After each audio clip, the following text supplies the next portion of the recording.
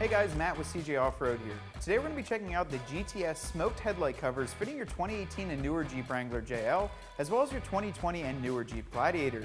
Now GTS is known for all of their blacked out options for just about any vehicle, and with the Jeep and the Gladiator, there's no exception there.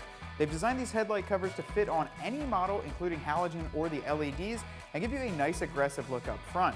Now, these are smoked, meaning that you will have a little bit less light output, but these will be used for shows or events where you want to go to and really murder out the front of your Jeep and give it a really aggressive look.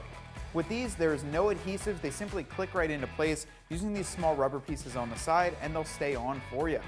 Now with these, they are also not DOT approved, and you're going to want to check with your local laws before running these at night to make sure that you're getting enough light output through them. With the LEDs, I think you'll have no issue because they give a ton of light, but with the halogens, you might want to check on those before you're driving at night. Now if you're looking at these or many other GTS products to help smoke out the exterior of your Wrangler or Gladiator, be sure to drop by cjponyparts.com.